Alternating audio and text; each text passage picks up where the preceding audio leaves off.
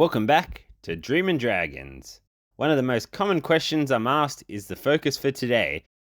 And to give real bang for your buck, I'm going to hit two birds with one stone in this one. Let's cover the two different methods of tackling the training of your dragon fruit when it reaches the top of your trellis.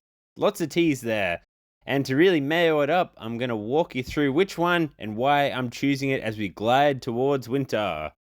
Your dragon's ripped and teared all the way to the top of your trellis. It's juiced up, full of beans, and wants to service your dragon fruity needs. But what do we do now? Two tactics to train for success. Option 1. Your pup wants to charge forward longer and longer and longer. But if you knock the tip off, it halts that forward progress. It begins to plump up and then pushes out new growth from the top nodes, which will be the branches that form your sculpted canopy. Beautiful stuff. I sat around for probably close to 45 minutes trying to think of a visual to explain this, and I'm pretty ordinary with the clip art, so bear with me here. Picture this, your dragon fruit's ferocious growth is water rushing down your curb and guttering. You knock the tip or cut the top of your dragon off, which is planting your foot in the flow of water. Both of these block that forward pathway. No tip on our dragon, no forward growth. Once the water rushes into our firmly planted foot, it'll bulge and divert either side at the furthest part downstream.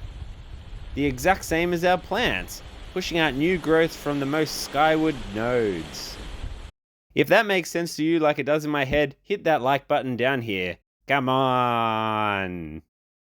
Visual aside, if you're going for option 1, I usually let my dragon grow a good 10-15 centimeters or half a foot above the top of my trellis, and then chop him about an inch above the top. This ensures there's a good amount of meat at the point of our new growth to support solid canopy branches. Things to consider. If you're super patient, you can let it pump out a good foot or so above the trellis, and just like that, you have yourself a new cutting to replant, trade, sell. Jackpot! Or if you're super impatient or unlucky and you chop it too low, like this one here, which I unfortunately knocked the tip off when I was attaching the trellis top, as these branches lengthen, fatten up, and hold more weight outside the frame, the point where they touch the trellis will become stressed and there are red hot chance of developing some flesh splits, similar to these unsupported branches here. It was an annoying location for the plant to tip itself. Hindsight, I probably should have trained one of the new branches to the top like I've just been banging on about. What a clown. Skipping forward well down the track of this video, when my chopped dragon begins to push out that new growth, which it will do, I only let 3 or 4 branches grow out. Going back to our water visualizations, picture a raging river. If it's got hundreds of outlets, you're not going to get that same ferocity. Same with our dragon. Stacks of branches means our plant is spreading itself thinner to fuel all of these. Which, isn't an issue down the track with well-seasoned roots and trunk, but early on we want to set up that framework for success. Option 2, and a much easier one to explain. Once our dragon pokes its cheeky nose past the top of the trellis, firmly secure it at the top, and as it grows, begin to slowly train it to curl and extend over the frame, forming that beautiful canopy we're as keen as a bean for.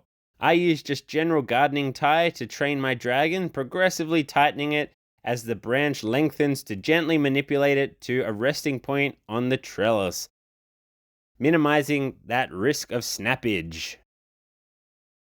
As we aren't tipping our branch here, you'll find you get a good solid branch much quicker, and more often than not, you'll get a fruit earlier too.